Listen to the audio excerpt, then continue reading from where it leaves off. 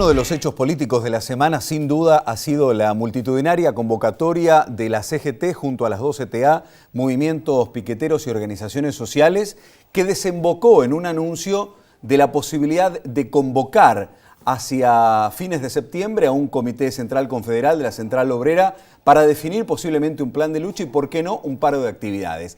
El único orador del acto es el integrante del triunvirato de la CGT, Juan Carlos Desmid, rosarino, por supuesto, está con nosotros. Juan Carlos, buenas noches. ¿Qué tal? Buenas noches. Gracias por venir a Mesa Política, ¿eh? Un gusto recibirlo. Igualmente.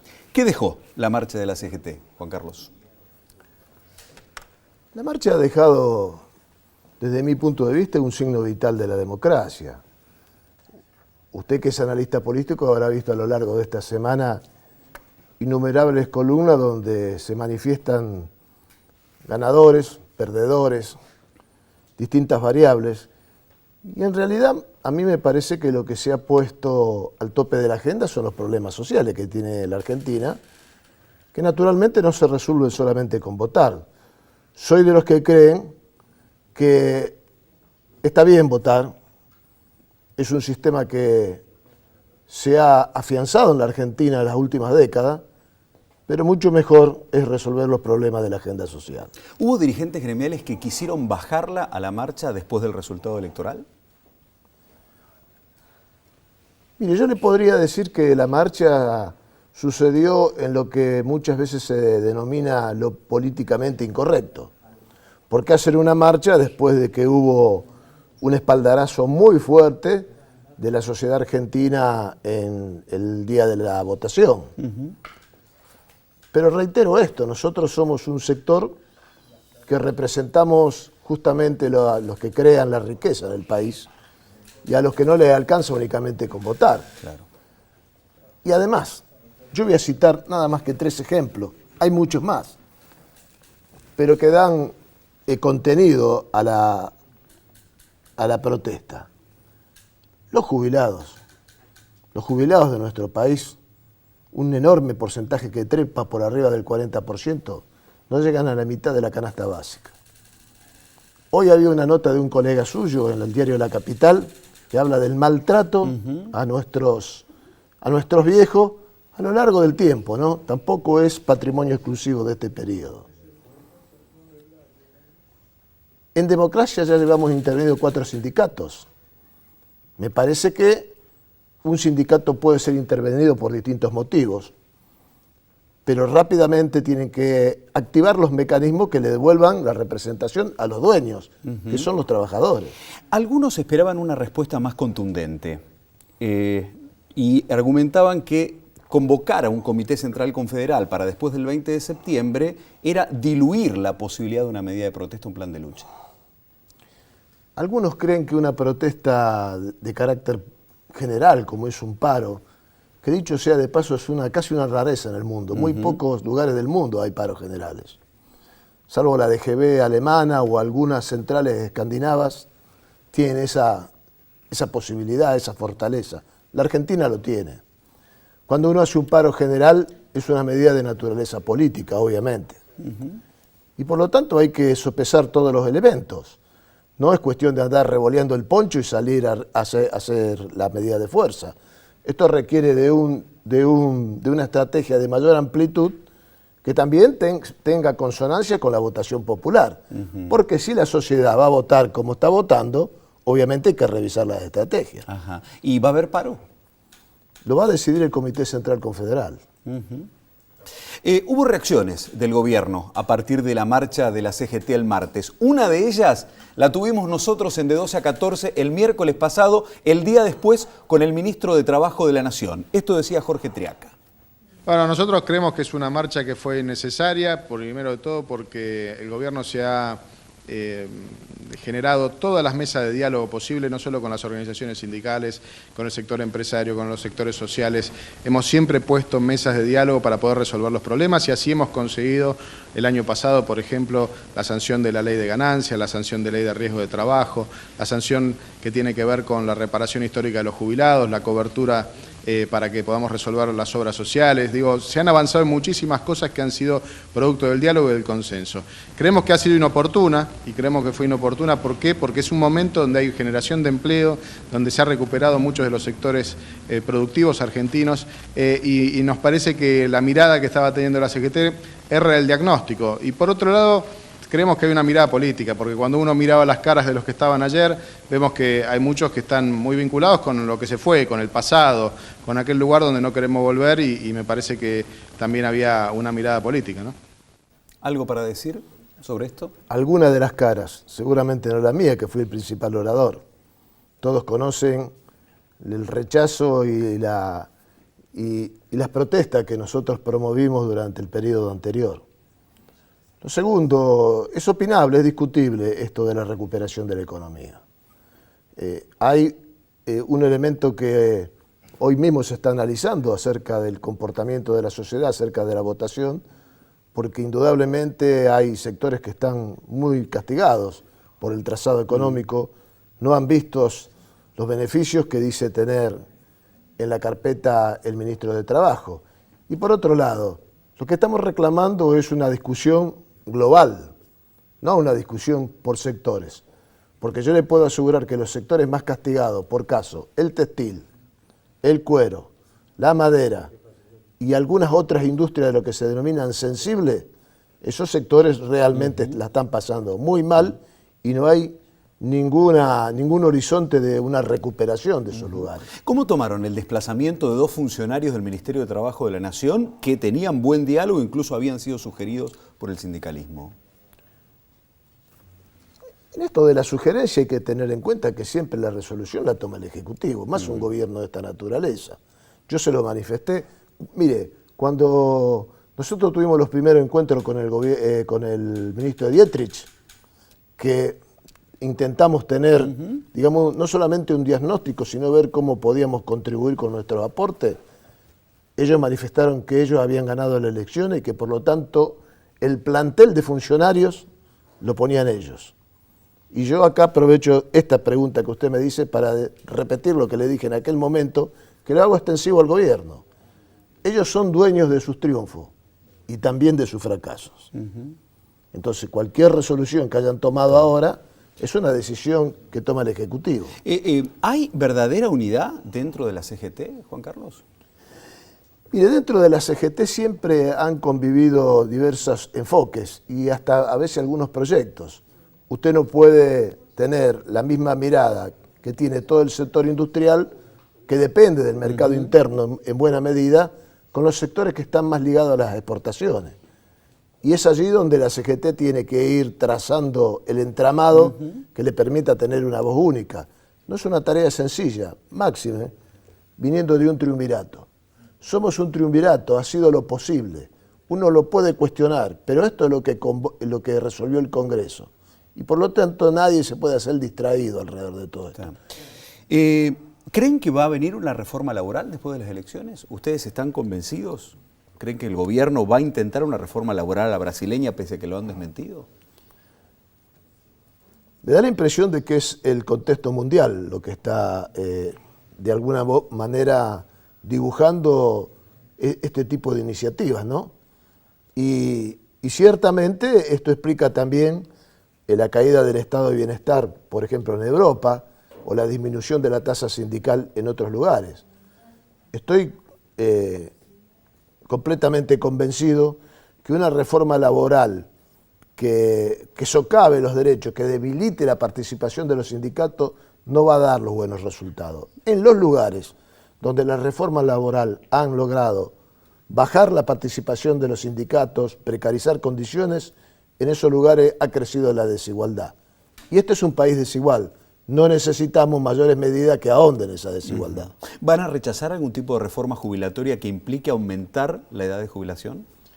Y naturalmente, porque si ya tenemos un déficit, mire, tengo entendido que según nuestras mediciones al mercado laboral entran entre 200 y 250 mil jóvenes por año. Si nosotros le metemos un tapón en el plano de las jubilaciones, no creo que esto sea lo mejor. El ministro de Trabajo, Triaca, ha venido un par de veces a Rosario a pedir que la provincia adhiera a la nueva ley de accidentes de trabajo.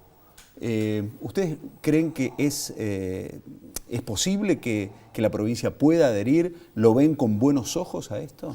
Y ese es un camino que hay que recorrer entre lo que estaba, que recuérdese que estaba tachado de inconstitucionalidad, y esto para llegar a aterrizar en una ley que tenga como eje central la prevención, ¿no? Esto igual que la resolución que hubo alrededor de Ganancia. Lo de Ganancia fue un parche.